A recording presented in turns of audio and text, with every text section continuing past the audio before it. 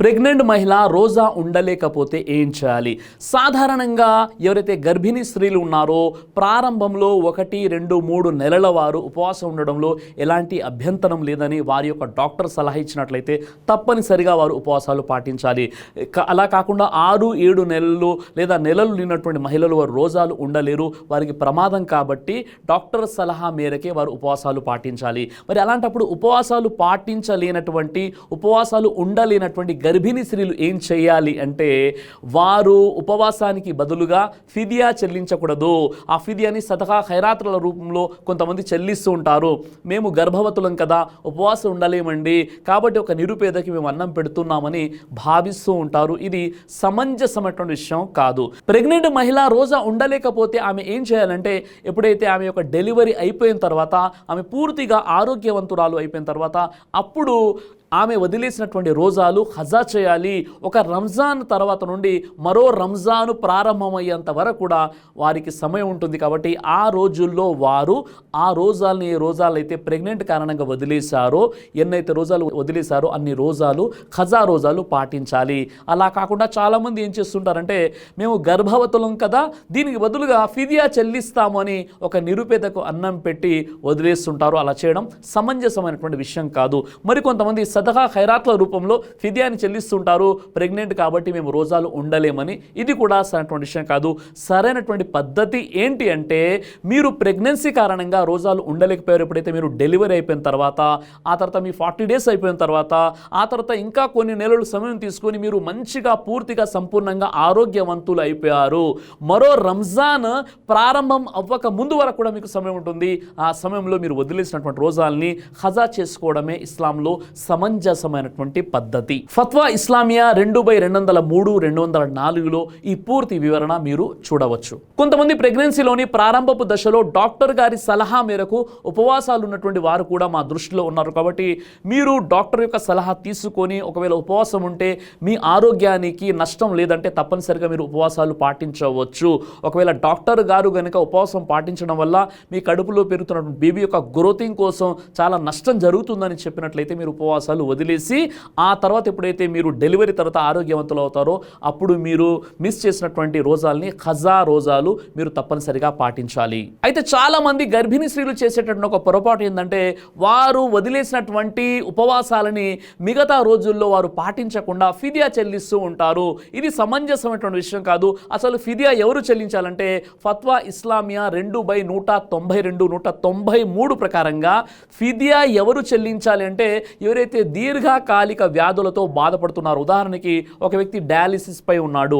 ఆ డయాలసిస్ పై ఉన్నటువంటి వ్యక్తి రోజాలు ఉండలేడు కాబట్టి అతడు ఫిదియా చెల్లించాలి. ఎందుకంటే అది తాత్కాలికంగా అనారోగ్యం కాదు, అది దీర్ఘకాలిక అనారోగ్యం. కాబట్టి ఆ విధంగా అతడికి ఫిదియా అనేది చెల్లించాలి. ఒక రోజాకి బదులుగా ఒక నిరుపేద, ఒక మిస్కీన్కి అతడు ఒక పూట భోజనం పెట్టాలి. అలాగే కొంతమంది క్యాన్సర్ పేషెంట్స్ ఉన్నారు, 4th స్టేజెస్లో ఉంటారు. వారికి ఇచ్చేటటువంటి ట్రీట్మెంట్ ఎలాంటిదంటే, ఒక్కరోజు ఆపినా వారి ప్రాణాలకే ప్రమాదం.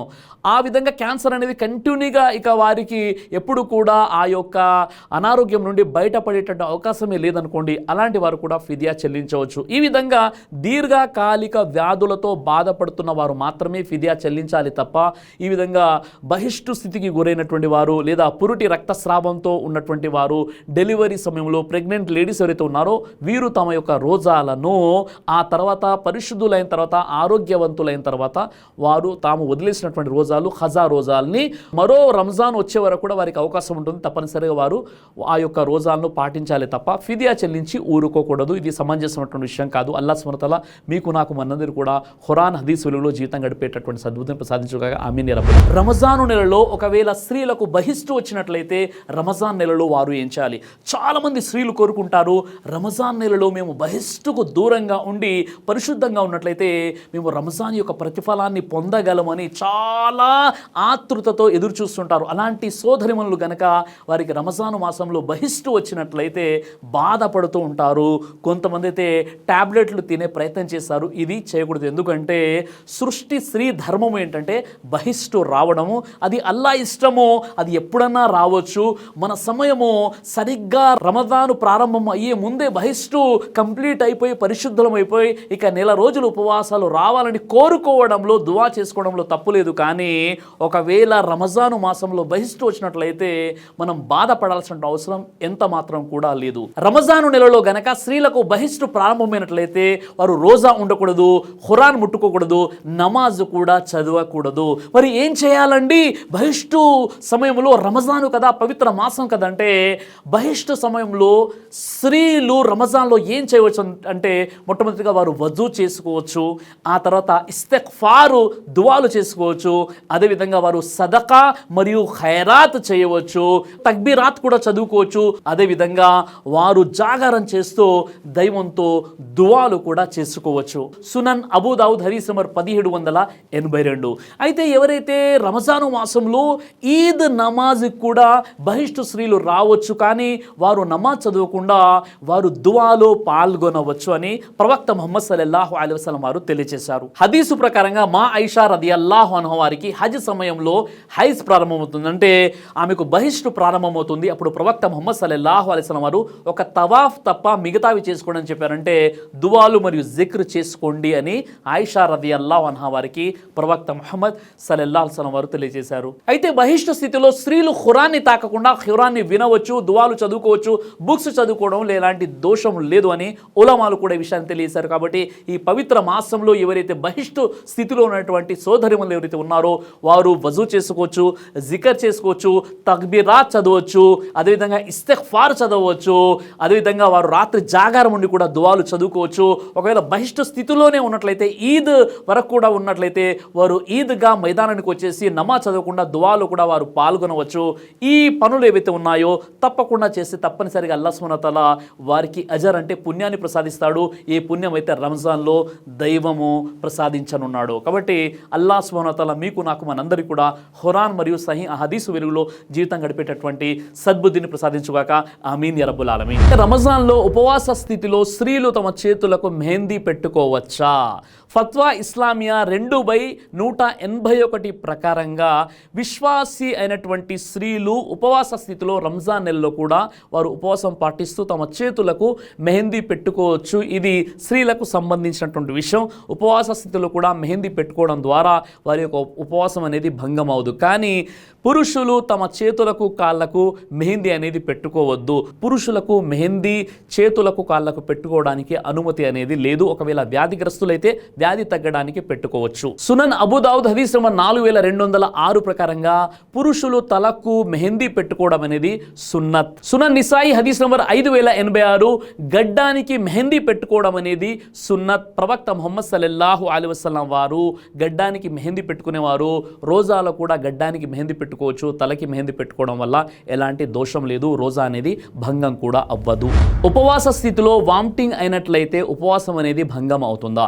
సునన్ ఇబ్నే మాజా హదీస్ నంబర్ 1676లో ప్రవక్త ముహమ్మద్ సల్లల్లాహు అలైహి వసల్లం వారు ఈ విధంగా తెలియజేశారు. ఉపవాస స్థితిలో గనక అతని ప్రమేయం లేకుండా అతనికి వాంతి అయినట్లయితే ఆ విశ్వాసి యొక్క ఉపవాసం అనేది భంగం అవదు. కానీ ఉద్దేశపూర్వకంగా ఎవరైతే ఉపవాస స్థితిలో వాంతి చేసుకుంటారో అలాంటి వ్యక్తి యొక్క ఉపవాసం అనేది భంగం అవుతుంది. ఉదాహరణకి కొన్ని ఊర్లలో మనం చూస్తుంటాం, ఏం చేస్తుంటారంటే వారు ఉదయం బ్రష్ చేసుకున్న తర్వాత వారు తమ 2 వ్రేళ్ళని గొంతులో వేసేసుకొని కక్కుతూ ఉంటారు. ఎందుకంటే బలగం బయటికి తీయాలని చెప్పేసి, పసరు బయటికి తీయాలి అని వారు ఆ విధంగా వారు సఫ్రాన్ని మేము బయటికి తీసుకున్నామని వామిటింగ్ చేస్తూ ఉంటారు. ఇలాంటి ప్రయోగాలు ఉపవాస స్థితిలో చేయకూడదు. ఎందుకు అంటే బలవంతంగా వాంతి చేసుకున్నట్లయితే ఆ వ్యక్తి యొక్క ఉపవాసం అనేది భంగం అవుతుంది. అలా కాకుండా ఎవరైనా వారు ఉపవాస నియత్తో సెహరీ చేసేసుకున్నారు, పడుకున్నారు, మధ్యాహ్నం అయిపోయింది, ఆ తర్వాత ఏదో కడుపులో ఒక రకమైనటువంటి బాధ కలిగి వారికి వాంతి వచ్చేసింది అనుకోండి, అది అతని ప్రమేయం లేదు. కాబట్టి అలాంటి వ్యక్తి యొక్క ఉపవాసం అనేది భంగం అవ్వదు. అతను కడుక్కొని తన యొక్క ఉపవాసాన్ని ముందుకు కొనసాగించాలి. అలా కాకుండా ఉద్దేశపూర్వకంగా ఎవరైతే వాంతి చేసుకుంటారో వారి యొక్క ఉపవాసం అనేది భంగం అవుతుంది.